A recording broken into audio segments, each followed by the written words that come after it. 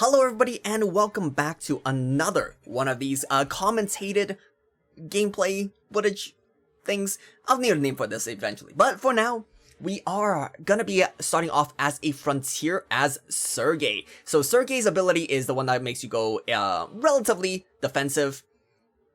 I don't remember what the last video, I think I was actually Sergey last video as well. Anyways, moving on forward, I'm seeing that more people are actually starting to grab stuff from those areas. Like, I like to think that it is my video, my tips video that has been helping people out, because I'm kind of egotistical like that. But we are gonna very quickly move forward here now. As a first thing first, I walked right by a orange body, so I'm just gonna go ahead and grab that. And the engine lab key is ours. I was trying to keep an eye out for who that was, but it's really hard to recognize people just by their feet. And yeah, like at the very beginning, it's all just gonna be a little bit of general frontier stuff. I want to grab that and very quickly move on. I don't really want to do electrical right now because once again, it's a little bit dangerous. There's a lot of suspicious people moving around, and I'm also checking each of these side rooms simply because there's a chance of there being a gun on one of these tables, and you always want a gun early, keeps you relatively safe. Now over here I'm trying new tech. I'm like, I always walk by these white bodies, maybe there's a chance that it's gonna be something useful. So I opened it up and nope, it's an oxygen can. So yeah, by the way, this video is like fresh off the press. I literally just got out of this game, so I wanted to keep it relatively what's the word I'm looking for? Relatively fresh in my head, I guess. I want to be able to narrate it right when it finished, so I can showcase it to you guys. All right, so over there you see new tech. Essentially, this is a frontier tech, which is whenever you get through the bottom floor and you move into the middle floor, anything that you have, like any material for core packing, you kind of want to drop over there so that other people can start core packing, and they don't have to go look for materials anymore because you're hoarding them. And I think it's a very good strat. However, do be careful because that is a strat that can be countered by traitors. Traitors can walk by, grab a whole bunch of the loot on the ground, and then hide them, which is gonna be very unfortunate. Because, once he hides them, you won't really be able to find them anymore without wasting a lot of time. So it's a double-edged sword. So traitors, there's a little strategy for you.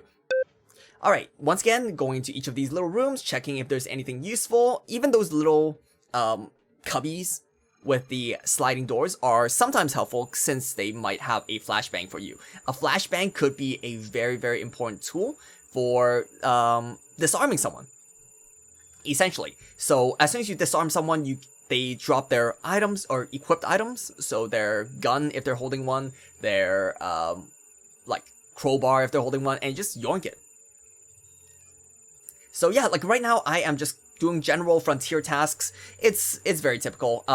Luckily the early parts of the frontier tasks does not hinge on the electrical being done. Okay, so over here the survival axe is what I got.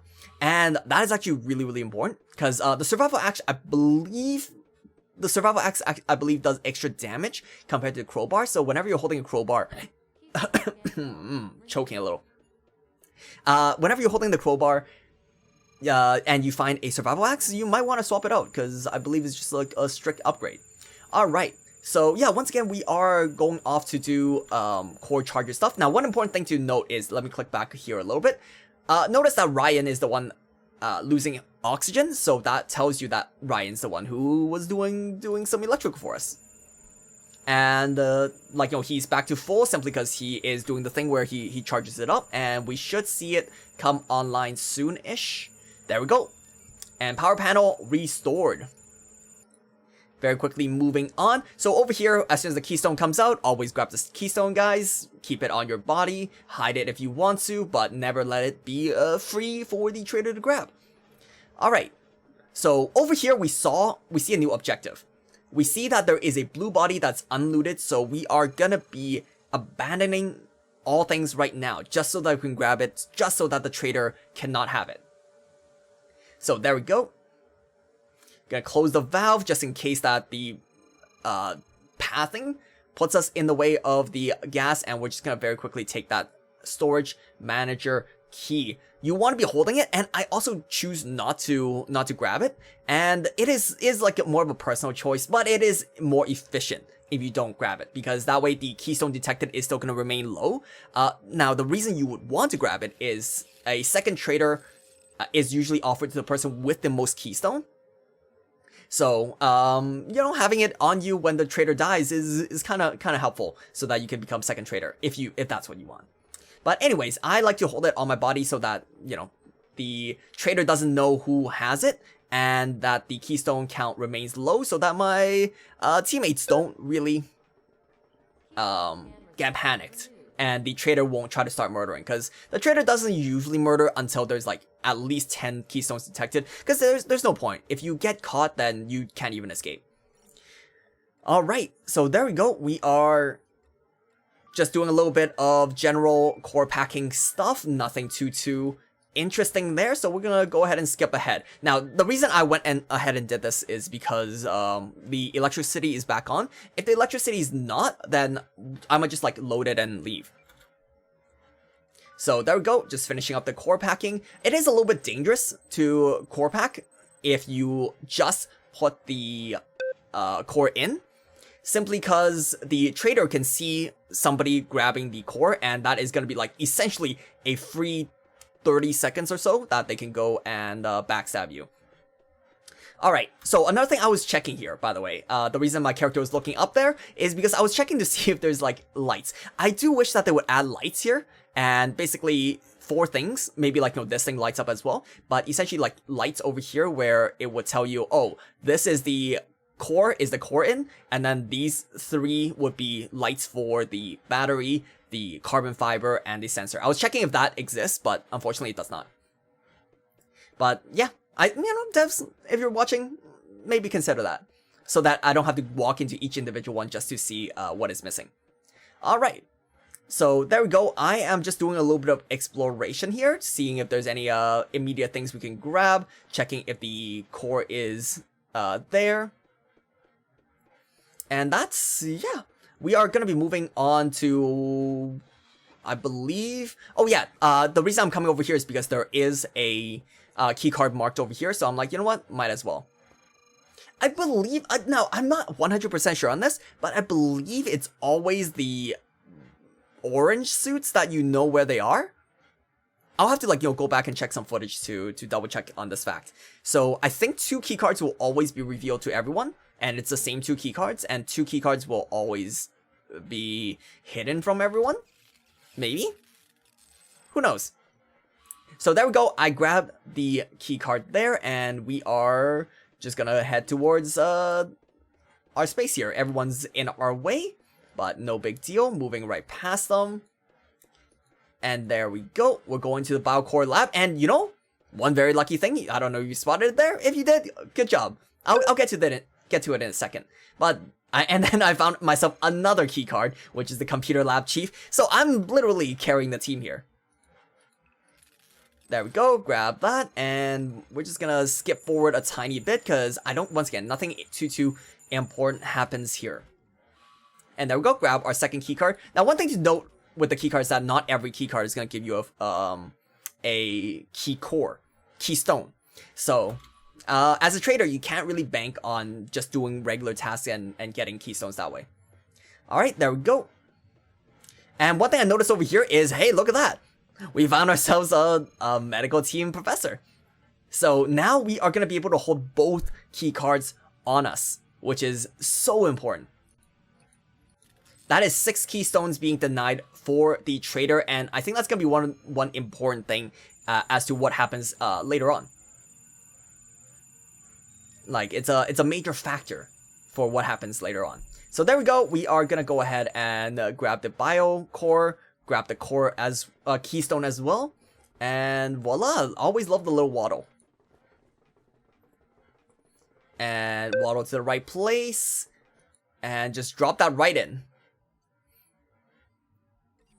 And I chose not to pack the core this time because I thought the outer 3 was not done as well. So I'm like, you know what? Whoever is going to pack these guys might as well do it because I do have a whole bunch of key cards on me. And number 1, I don't want to risk losing it by doing the core packing. And number 2, I don't want to hold up these key cards in case other people need it.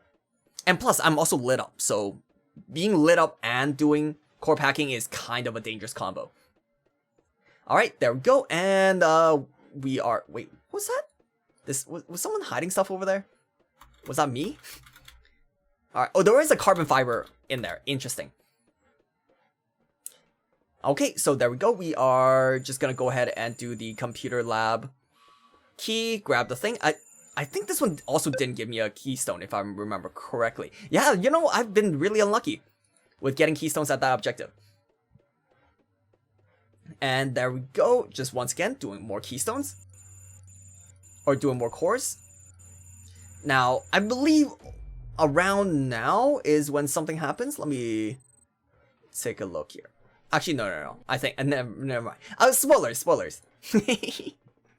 Okay, so we're gonna go towards the calm. And I believe I'm once again just gonna drop it in. Oh no, I was gonna do it, but then I believe my animation glitched out. But there we go, just a quick click away, and I do end up packing that. I believe it's also because it was, I think everything else was locked in as well. Yeah, everything else was locked in, so I'm like, you know what? There's an opportunity, why not? So we went ahead and finished everything up. And we shipped the core. Nice and easy. Now, I have like literally 1, 2, 3, 4, 5, 6, 7 keystones held in my inventory. So I'm pretty confident that even though the keystones detected is 12, that the Traitor does not have enough keystones. Because I believe, so the rest of the keystones would most likely come from the core tasks. And there's going to be some in space. There is going to be some maybe possibly from like the very beginning. So with all of those accounted for, I'm assuming that the core task ones are going to be spread out towards everyone who did the core tasks rather than concentrated on one person. So there we go. Right now I am, let's see, what am I doing? I think I'm going towards each of the cores to see what core packing material is missing. So over here, the first one is just missing the core. Very nice. And then I went towards the... I once again another check to see if there's any indication up there. There is not. So I go over here. And this one's missing a carbon fiber. Really wish I grabbed that carbon fiber on my way out. And this third one is missing a carbon fiber and a sensor. And the last one I believe was actually done. So... Yeah, it was straight up done. Alright, so I'm like, okay, I'm gonna head down towards the bottom side to look for a thing here. Like, look for the rest of the carbon fiber and the sensor. Now, one very important thing, by the way. I don't know if you guys noticed this little detail, but wherever your camera is facing is wherever this thing on your shoulder is facing. So you can tell if someone is looking at you or not just by looking at this over here. So you can see that this is faced backwards before. Wait, hold on. Let me just double check. Maybe it isn't it on Sergey. Okay, so first of all, over here, I saw that the Ryan was following me. So I'm like, that's looking a little bit suspicious here. So I'm just like, you know, hey, maybe I'll go around the corner and see if he's coming. And indeed, oh lord, he's coming. So I'm like looking at him. I'm like, what are you doing? What's your plan? What's your plan, buddy? So I move back around to the middle. The middle is usually the best part to go if you are worried, because there's a, like, you know, you don't really want to kill here, considering there's so many places where, oh, somebody could be coming out here, somebody could be coming down the stairs, and you just don't know. So many entrances to this one zone. So if you want to stay safe, you want to be essentially around here. Plus, the space is big for you to try to ring around the Rosie and juke someone. So there we go. I was just a little bit scared of him following me, so I decided to come back up here, and as soon as I see him go over there, I head right back down to look for the carbon fiber and the sensor. And before I go, I'm like, you know what? One last check, one last peek. Alright, he's not coming, so I decided to move forward. So whenever you're missing material, the first couple places you should go is probably the storage room. There is a chance that, you know, people went to the storage room, but they didn't have enough inventory space, so they decided not to grab everything. So that's where I went to first. Another place that you could go to is the oxygen room, like the room before oxygen, because there's a lot of containers over there and some people might not grab everything there as well. So there we go. I very quickly checked here and there was absolutely nothing. And while I'm down here, I figured, hey, why not check the supplies as well? Just in case there is something useful for us, maybe a gun or something. And there we go. Went over there, got ourselves a nice flashbang. And wanted to check if there's another set of supplies. There has been no supplies. So there we go. We are moving forward. And so over here, I decided to turn on the valve once again, just in case, like, you know, it is getting a little bit dangerous with 14. So I wanted to turn this back on just in case that there is a trader who is at 10 and they come down here and they're like, oh, there's gas. And that would essentially slow them down by, let's say like 5 to 10 seconds. So there we go. We are heading over to the other side, once again checking for carbon fiber. It's essentially a Hail Mary at this point. And we move, click forward a little bit. Oh, and there we go. I was checking the other supply when Ryan gets caught. So at this point, I'm like, you know what? There's only 3 of us. We gotta band together. So I went towards where he was found, and the super useful thing is that the trader ping, ever since he is exposed, I can tell where he is. So as soon as I go over here, I'm like, okay, yes, he is still around this area, and I see the Sobok here, which kind of worries me a little bit, because I'm like, wait, is Sobok gonna go down as well? So there we go. I see the 2 of them, and I'm like, why is Sobok not attacking him? But anyways, I use my ability. Now, the most important part about the ability is that you can't get grabbed when you are in the Sergey, like, enhanced mode. So the trader can't just one-shot you. So I use that, and, you know, I just started wailing away, even though I missed a lot. He's, like, literally at 1 HP there. You can tell because he was, like, hobbling. He's definitely on low HP, so I went ahead and blapped him. And then, now, the reason I'm standing around here is because even though he is a trader that's been exposed, because he wasn't an offender, he still gets 2 lives. So I was standing around here waiting for him to come back, and I also got really annoyed with the ping. So I'm like, you know what? Let's just move away from that. I said, yeah, there we go. Let's just move away from that so that the ping isn't super loud. All right.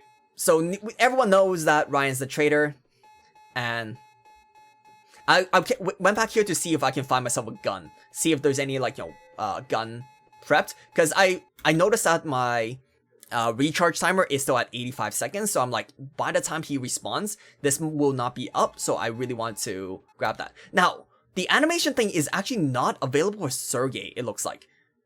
I know that it's a thing for a lot of other people, where you can check their shoulder cam and see where they're looking, but I think it's not available for Sergey.